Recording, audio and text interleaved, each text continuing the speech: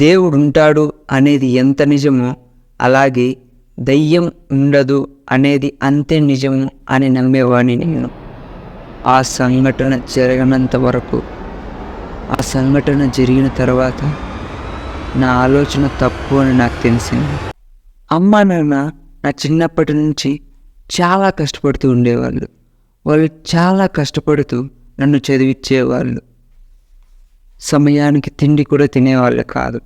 నేను కూడా వాళ్ళ కష్టం చూసి ఎలాగైనా సరే తొందరగా సెటిల్ అయిపోయి జాబ్ సంపాదించుకొని అమ్మ నాన్నలను సంతోషంగా చేసుకోవాలని చాలా ఆశపడుతూ చాలా కష్టంతో చదువుకునేవాడిని. అలానే ఎంతో కష్టపడి బాగా చదువుకొని ఒక మంచి ఉద్యోగం సంపాదించుకున్నా. నెలకు ఒక 60,000 రూపాయల జీతం. అమ్మ నాన్న వీళ్ళిద్దరిని చాలా సంతోషంగా చూసుకునేవాడిని. మా ఇల్లు కూడా అప్పుల వల్ల దాన్ని కూడా అమ్మేశాం. ఇప్పుడు నాకు జాబ్ వచ్చింది. నాకు జాబ్ వచ్చి 2 సంవత్సరాలు అవుతుంది. కాబట్టి నేను ఒక సొంత స్థలం కొనుక్కొని అందులో ఒక మంచి ఇల్లు కట్టుకోవాలని ఆశపడ్డా. ఈ విషయం అమ్మ నాన్నలకు చెప్పకుండా నేనొక్కడిని సొంతంగా ఒక మంచి స్థలం దొరకాలని వెతుకుతూ ఉన్నా. చాలా చోట్ల ప్రయత్నించా, కానీ ఎక్కడా దొరకలేదు. కానీ ఒక చోట ఊరికి దూరాన ఒక మంచి స్థలం దొరికింది. అది చాలా తక్కువ రేటుకే దొరికింది. చాలా అంటే చాలా తక్కువ. అంత తక్కువ రేటుకి అంత పెద్ద స్థలం నా అదృష్టం అని నేను అనుకున్నా. జాబ్ వచ్చినప్పటి నుంచి నేను దాచిపెట్టుకున్న డబ్బులు, అలాగే సగం బ్యాంకు దగ్గర నుంచి లోన్ తీసుకొని ఆ స్థలాన్ని కొనుక్కునేసా.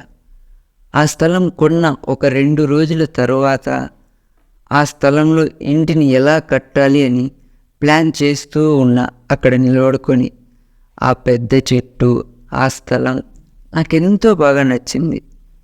అలా చూస్తూ ఉంటే ఒక పెద్దాయన నా దగ్గరకు నడుచుకుంటూ వచ్చాడు. ఏం బాబు, ఈ స్థలం కొనింది నువ్వేనా అన్నాడు ఆయన. నేను ఆయన వైపు చూస్తూ, అవును పెద్దాయన, ఇది నేనే కొన్నా, ఏమైంది ఇప్పుడు అన్నా. ఆయన, నువ్వు ఈ స్థలం కొనే ముందు దీని చుట్టూ పరిసరాలు అనేది నువ్వు చూసేది లేదా? అసలు ఏముంది, ఏమి ప్రాబ్లం అనేమి నువ్వు తెలుసుకోవా అని ఆయన అంటున్నాడు. నేను ఆయన వైపు చూస్తూ, ఏమైంది తాతగారు, ఎందుకు ఇప్పుడు ఇలా అంటున్నారు ఆయన్ని అడిగా. ఆయన నా వైపు చూస్తూ, అటువైపు చూడు, ఒక పెద్ద శ్మశానం. అంతేకాకుండా నీ ఎదురుగా ఉందే ఈ చెట్టు, ఈ చెట్టుకు ఎంతోమంది ఊరు వేసుకొని చనిపోయారు. అది నువ్వు ఇలాంటి చోటుకు వచ్చి ఈ ప్లేస్ కొన్నావు. ఎందుకు కొనుక్కున్నావు ఇది? అసలు నువ్వు ఈ ప్లేస్ కొనే ముందు ఒక 4 పెద్దవాళ్ళని అడిగి తెలుసుకోవాలని తెలియదా నీకు అని ఆయన నా మీద అరుస్తున్నాడు. నేను ఆయన వైపు కోపంతో చూస్తూ, ఎవరిని అడగాల్సిన అవసరం లేదు, నా డబ్బులు నా ఇష్టం, నాకు నచ్చింది నేను కొనుక్కున్నా. మీరు అన్నట్లు ఏదైనా సమస్య వస్తే నేను చూసుకుంటా, మీరు ఇక్కడి నుంచి వెళ్ళండి అని ఆయన మీద కోపంతో అరిసా. ఆయన అలానే చూస్తూ వెళ్ళిపోయాడు. సరే, ఆయన వెళ్ళిపోయిన తర్వాత ఇంకా ఇంటిని ఎలా కట్టాలి అని ప్లానింగ్ వేసి ఇంటిని కట్టడం మొదలుపెట్టా. ఒక 6 నెలలకి నేను అనుకున్న విధంగా, నాకు నచ్చిన విధంగా ఇల్లు అనేది పూర్తయింది. పూర్తయిన తర్వాత అమ్మ నాన్నలిద్దరిని తీసుకొని వచ్చి, ఇది మన ఇల్లు, ఇది నేనే కొన్నా అని అమ్మ నాన్నలిద్దరికి చెప్పా. వాళ్ళిద్దరు చాలా సంతోషపడ్డారు. కానీ అమ్మ పక్కనే ఉన్న శ్మశానం గురించి నా దగ్గర అడగడానికి వచ్చింది. కానీ నా గురించి తెలుసు, నేను ఇలాంటి దెయ్యాలు ఇలాంటివన్నీ నేను నమ్మను. సరే, మళ్ళీ ఎందుకు, కొత్త ఇంటికి వచ్చాను కదా ఈ గొడవ, అమ్మ కూడా అడగడం మర్చిపోయింది. సరే అని చెప్పి కొత్త ఇంటికి వచ్చాం, పాలు పొంగించాం, ఇంకా మొత్తం మాకు కావాల్సిన వస్తువులన్నీ తీసుకుని ఇంట్లోకి వచ్చేసాం. ఇలా ఒక 1 నెల రోజులు చాలా హ్యాపీగా గడిచిపోయింది ఆ ఇంట్లో. చాలా ఆనందంగా ఉన్నాం మేము ఆ ఇంట్లో. మా సొంత ఇల్లు, సొంత జాబు, అమ్మ నాన్న ఇన్ని రోజులు కష్టపడిన దానికి వాళ్ళని నేను చాలా సంతోషంగా చూసుకుంటానని ఒక పక్క ఆనందం. ఇలా కొన్ని రోజులు గడిచింది. 1 నెల తర్వాత నేను ఇంటికి కొంచెం లేటుగా వచ్చా. రాత్రిపూట అంటే టైం 12 కావస్తుంది. ఆ సమయంలో నేను ఇంటికి వచ్చా. ఇంటికి వచ్చి బైక్ దిగి ఇంటి ముందరికి నడుచుకుంటూ వెళ్ళి ఆ గుమ్మం పక్కన షూస్ తీస్తూ అలా ఇంటి చుట్టూ చూస్తున్నా, ఇంటి వైపు ఇలా అలా అలా చూస్తే నా వెనకాల చెట్టు ముందర ఒక తెల్లని రూపం నడుచుకుంటూ పోతా ఉంది. నేను అది చూసి ఎవరు ఈ టైంలో నా ప్లేస్లో ఎందుకు ఇలా నడుస్తున్నారు అని నేను గట్టిగా అరిచా. ఎవరక్కడా, ఇప్పుడు ఎందుకు నడుస్తున్నారు అక్కడ అని అడిగా. కానీ ఎవరు మాట్లాడడం లేదు, నడుచుకుంటూ అలానే వెళ్తున్నారు. నేను తొందరగా నా షూలు అలానే వేసుకొని పరిగెత్తు వాళ్ళ దగ్గరికి వెళ్ళా. దగ్గరికి వెళ్తే అదొక మనిషి, పైగా ఎవరా అని చూస్తే అది మా నాన్న. ఏటి నాన్న నువ్వు ఈ టైంలో ఇక్కడెందుకు తిరుగుతున్నావు, అసలు ఏమైంది నీకు, పిలిస్తే కూడా పలకడం లేదే అని ఆయన మీద అరుస్తున్నా. ఆయన ఏమాత్రం మాట్లాడడం లేదు, నా వైపే చూస్తున్నాడు పెద్ద పెద్ద కళ్ళు వేసుకొని. సరే భోంచేసేవా నాన్న, రా ఇంటికి రా వెళ్దా అని తనని పిలుచుకొని ఇంటి దగ్గరకు వచ్చి అక్కడ బెల్ కొట్టా. తలుపు ఓపెన్ అయింది. ఒక్కసారిగా అది చూడగానే నా గుండె జల్లుమంది. ఎందుకంటే ఆ తలుపు తీసింది ఎవరూ కాదు, మా నాన్న. మరి నేను ఇంతవరకు ఇక్కడ చేయి పట్టుకొని పిలుచుకొని వచ్చింది ఎవరు అని ఒక్కసారిగా వెనక్కి తిరిగి చూసా. కానీ వెనకాల ఎవ్వరు లేరు. మా నాన్న, ఏమైందిరా అంత కంగారుగా అలా ఇలా చూస్తున్నా, రా లోపలికి రా అని నన్ను లోపలికి పిలిచాడు. నేను అదే ఆలోచిస్తూ వెనకాల తిరిగి చూస్తూ ఇంట్లోకి వెళ్ళా. ఇది ఏమైంది అసలు, ఇంతవరకు బయట ఉన్న మా నాన్న ఏంది లోపల ఉన్నాడు, నేను చూసింది ఏంది అనుకుంటూ అలా లోపలికి వెళ్ళా. లోపలికి వెళ్ళి డోర్ వేసి, ఓ అర్ధరాత్రి 12 అవుతుంది, నాకు నిద్ర లేదు, ఏదో నేనే ఇలా ఊహించుకున్నాలే అనుకొని నా రూమ్లోకి వెళ్ళి నేను పనుకునేసా. రూమ్లో పనుకున్నా వాడి నిద్ర అయితే పట్టేసింది. అప్పుడు సమయం 2 గంటలు అలా కావస్తుంటుంది. నేను పనుకొని ఉంటే నా బాడీ మీద మొత్తం ఏదో 80-90 కేజీల పెద్ద బరువు నా మీద పడ్డట్టు అవుతుంది. నాకు గట్టిగా పట్టుకొని అదిమేసన్నారు నన్ను. నా వల్ల కావడం లేదు విడిపించుకోవడానికి. అస్సలు ఊపిరి అనేది ఆడడం లేదు. ఎంత మాట్లాడేది అనిపించినా నా నోట్లో నుంచి మాటలే రావడం లేదు. ఒళ్ళు అసలు కదలడమే లేదు. గట్టిగా పట్టుకొని ఎవరో అదిమేస్తున్నారు నా బాడీని మొత్తం. నేను గట్టిగా ఎంత విదిలించుకోవాలని చూసినా నా వల్ల అవ్వడం లేదు. కాసేపటికి అంతా మామూలుగా అయ్యింది. నేను లేచి కూర్చున్నా. ఎందుకు ఇలా అవుతుంది, ఇంతకు ముందు అలా బయట, ఇప్పుడు ఇలా ఎందుకని, ఏమవుతుంది అసలు ఇక్కడ నిజంగా ఏదైనా ఉందా అంటూ ఆలోచిస్తూ అలానే కూర్చున్నా. నిద్ర అయితే పట్టలేదు. తెల్లారింది. బయట అలానే కూర్చొని ఆలోచిస్తూ ఉన్నా. ఫ్రెష్ ఆఫీస్కి వెళ్ళిపోయా ఇదే ఆలోచించుకుంటూ. నాన్న కూడా ఏదో ఇంట్లోకి వస్తువులు కొనాలని చెప్పి టౌన్కి వచ్చేశాడు. కాసేపటి తర్వాత నాన్న ఫోన్ చేశాడు. అరే అమ్మ ఇలా పడిపోయింది, హాస్పిటల్లో ఉన్నాం, తొందరగా రా అని. నేను తొందరగా హాస్పిటల్కి వెళ్ళా.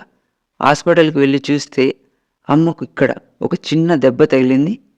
తన కాలు ఎముక ఇరిగిపోయింది. డాక్టర్ కట్టుకట్టి చెప్పారనమాట, రెస్ట్ తీసుకోండి, నడచొద్దండి అని. నేను ఇప్పుడు అమ్మ నడిచా. ఏమమ్మా చూసుకునేది లేదా, చూడు ఎలా తగిలిందో ఇప్పుడు అన్నా.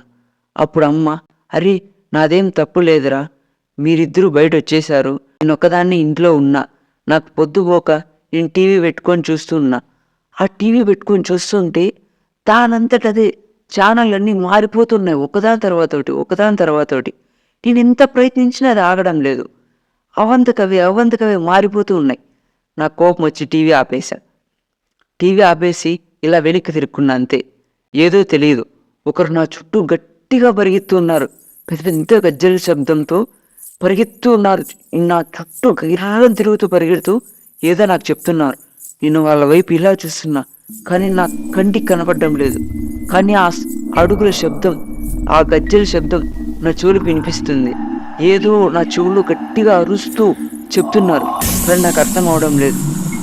అలానే అరుస్తూ తొందరగా ఇంటి నుంచి బయట వెళ్ళిపో, లేదంటే చచ్చిపోతావు, వెళ్ళిపో అని నన్ను పక్కకు అలా విసిరి తోసేశారా. అమ్మ ఈ మాటలు చాలా భయంతో చెప్పింది.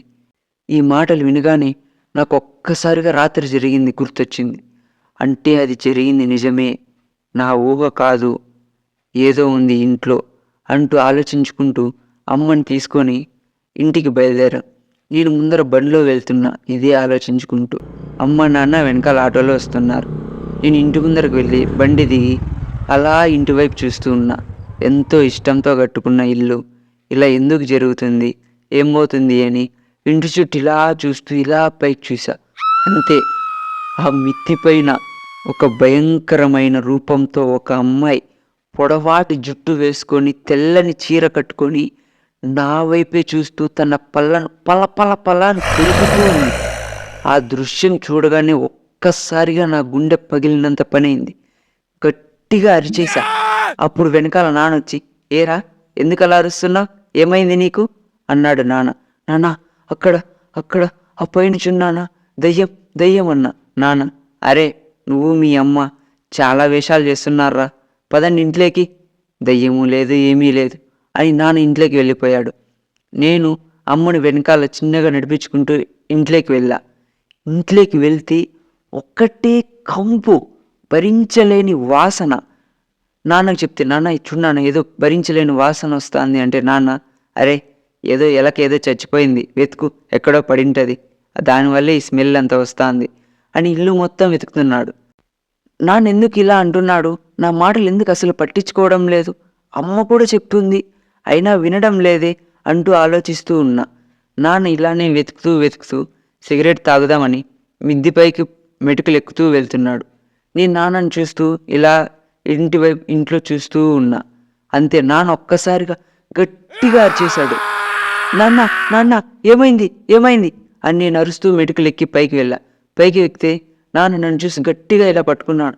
అరే నీకేమైందిరా, నువ్వు బాగానే ఉన్నావు కదా, నీకేం కాలేదు కదా అని నాన్న అంటున్నాడు. నేను, నాన్న నాకేమైంది, నేను కిందే ఉన్నా కదా, ఏమైంది నాకు, అసలు ఎందుకు నువ్వు అలా అరిచావు అని అన్నా. అప్పుడు నాన్న, అరే నేను కింద వెతుకుతూ సిగరెట్ తాగదాని పైకి ఇలా వచ్చి వెలిగించుకుంటూ ఉన్నానా, అప్పుడు నువ్వు ఆ మిద్దె పైకి ఎక్కి ఈ ఇంట్లో నుంచి వెళ్ళిపోకపోతే నేను ఇక్కడి నుంచి దూకి చచ్చిపోతా అని అలానే దూకేసావురా, నీకేం కాలేదు కదా అని నాన్న అన్నాడు. నాన్న నేను చెప్పాను నీకు ఇక్కడ ఏదో ఉంది అని, నువ్వు వినలేదు, అది నిజంగా నేను కాదు నాన్న అన్నా. అప్పుడు నాన్నకు కూడా అర్థమైంది ఈ ఇంట్లో ఏదో ఉంది అని. అప్పుడు ఇద్దరం కిందకి నిదానంగా దిగుతూ ఉన్నాం. ఒక్కసారిగా ఇద్దరిని వెనక్కి నుంచి ఎవరో దబ్బినట్టయింది. అంతే, ఆ పైనుంచి దొర్లుకుంటూ కింద వచ్చి పడ్డాం. దేవుడి దయవల్ల ఇద్దరికీ ఏమంటే పెద్దగా ఏం తగలలేదు, చిన్నగా గోక్కున్నది అంతే. తెల్లవారు అవ్వగానే నేను నాన్న ఇద్దరం వెళ్ళి ఒక పూజారిని ఇంటికి పిలుచుకొని వచ్చాం. ఇంటికి పూజారిని పిలుచుకొని వచ్చిన తర్వాత ఆయన దగ్గర వ్రతాలు హోమాలు ఇలాంటివన్నీ చేసి కొన్ని రేఖలు తాయిత్తులు ఇంటి చుట్టూ కట్టించాం. ఇలా కట్టించిన తర్వాత ఇంట్లో నెమ్మదిగా అన్నీ సర్దుకుంటూ వచ్చాయి. ఆ తర్వాత ఎటువంటి సమస్య రాలేదు. నేను ఇంటి స్థలం కొన్న తర్వాత నా దగ్గరకు వచ్చిన ఆ పెద్ద ఆయనకి సారీ చెప్దామని ఆయన గురించి వెతుకుతూ ఉన్నా. ఆయన గురించి వెతుకుతున్నప్పుడు నాకు ఒక విషయం తెలిసింది. ఆయన అప్పటికే చనిపోయి కొన్ని రోజులు అవుతుంది అని. మరి ఆ పెద్ద ఆయన నాకెందుకు ఈ స్థలం కొనొద్దు అని వచ్చి చెప్పాడు.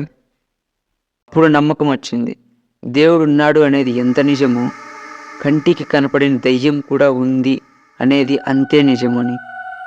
ప్లీజ్ సబ్స్క్రైబ్ చేయండి ఫ్రెండ్స్, సపోర్ట్ చేయండి. Thank you.